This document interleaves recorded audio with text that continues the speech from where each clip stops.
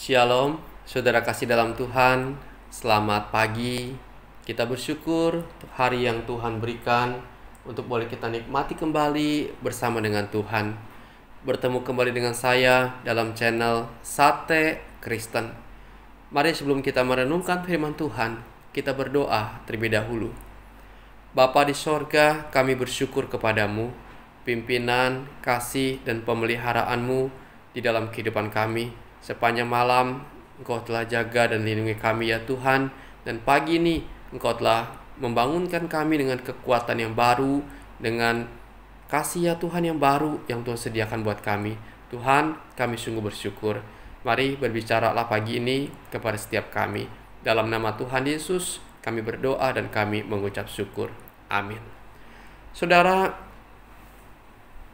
perenungan kita terambil dari Matius 16 ayat 23. Berbunyi demikian.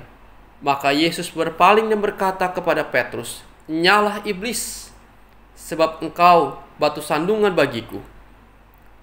Sebab engkau bukan memikirkan apa yang dipikirkan Allah, melainkan apa yang dipikirkan manusia." Saudara, tema kita hari ini ialah memikirkan apa yang dipikirkan Tuhan. Saudara, Matius 16 21 sampai 28 dikisahkan tentang Tuhan Yesus yang sedang bercakap-cakap dengan murid-muridnya bahwa sebentar lagi akan ditangkap dan dibunuh. Dan ketika Yesus menceritakan rencananya itu, apa yang akan terjadi atas hidupnya, ia akan ditangkap oleh para imam dan ahli Taurat pada waktu itu, bahkan dibunuh.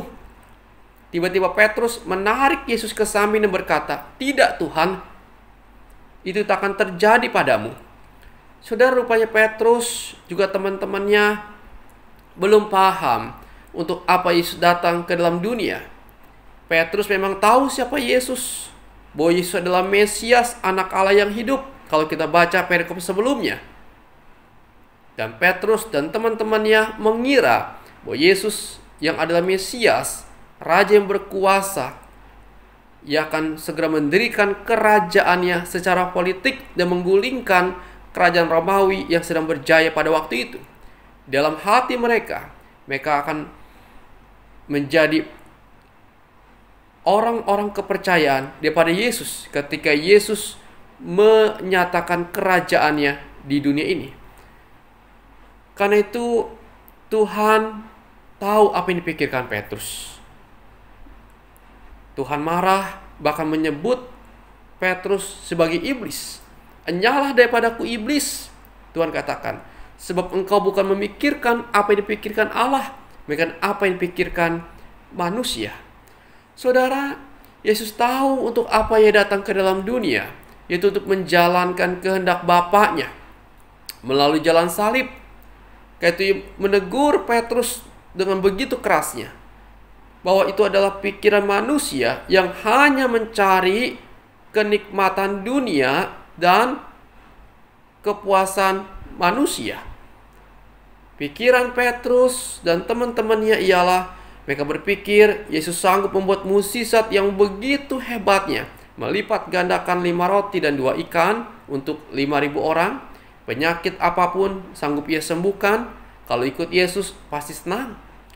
Saudara, demikian banyak orang Kristen seperti ini, mengikut Yesus oleh karena memiliki motivasi yang salah.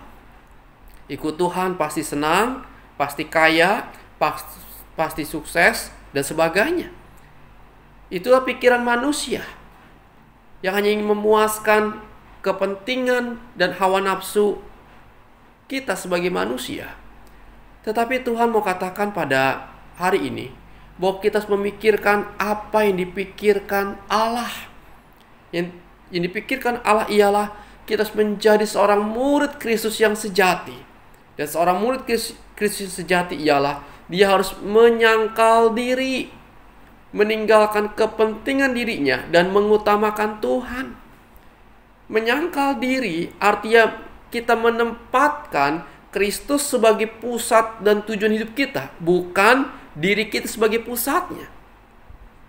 Orang yang menyangkal diri karena dia menyadari, memahami bagaimana Kristus begitu penting di dalam kehidupannya, yaitu sebagai juru selamat, sebagai Tuhan yang harus diikuti di dalam kehidupannya, bahwa kita sebagai manusia, sebagai anak Tuhan harus menempatkan Kristus di atas segala-galanya. Bukan keinginanku, tetapi biar kehendak Tuhan yang jadi.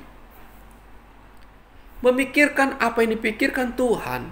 Yang kedua ialah kita harus berani memikul salib, yaitu berani membayar harga demi Kristus.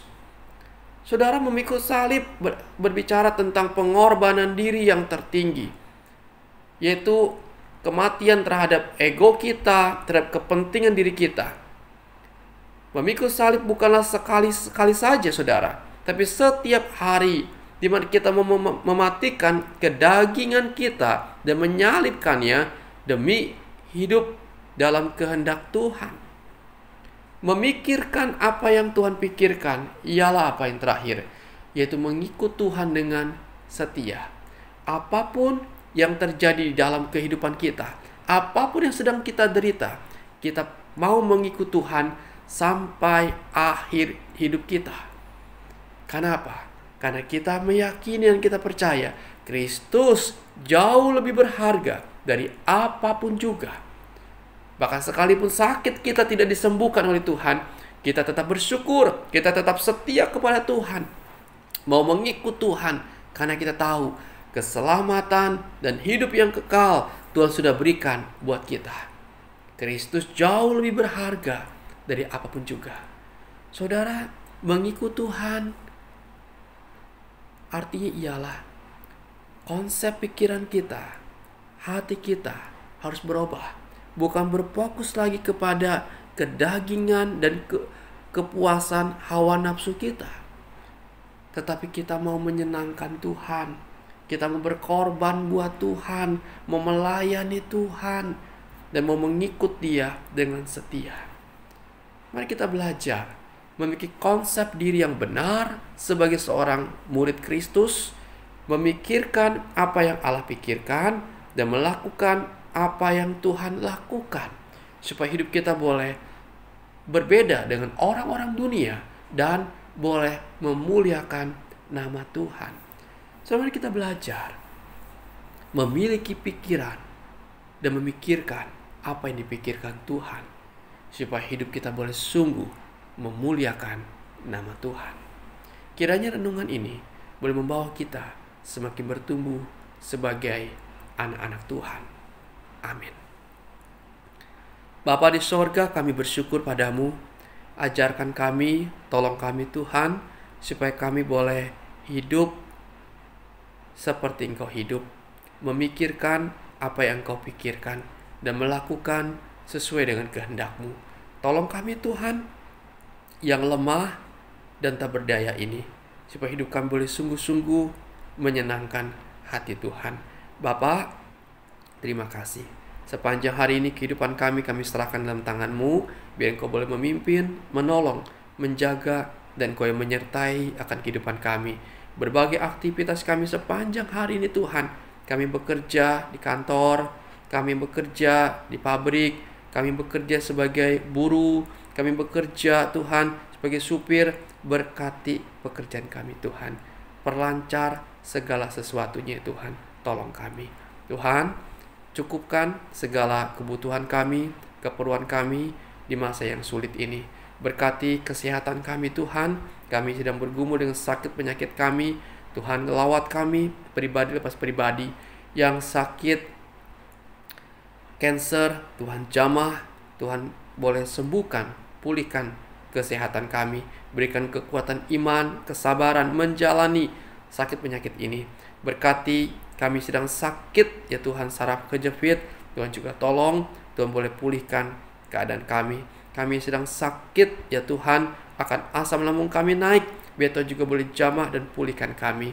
Tuhan, mungkin kami sedang sakit akan tenggorokan kami ya Tuhan, kami batuk dan tak kunjung sembuh. Tuhan, jamah kami ya Tuhan, Kau pulihkan kami Tuhan, Kau tolong kami. Tuhan Yesus, kami sungguh berserah hanya kepada-Mu. Mungkin kami sedang sakit Tuhan, karena tangan kami terluka Tuhan kena pisau. Kau juga tolong kami Tuhan, Engkau yang boleh menyembuhkannya. Tuhan, kami bawa hidup kami satu demi satu, pergumulan kami, sakit penyakit kami hanya kepadamu saja. Terpujilah namamu Tuhan. Bapa, ini doa kami di dalam nama Tuhan Yesus. Kami berdoa dan kami mengucap syukur. Amin. Selamat pagi saudara, selamat beraktivitas, dan Tuhan Yesus memberkati saudara sekalian.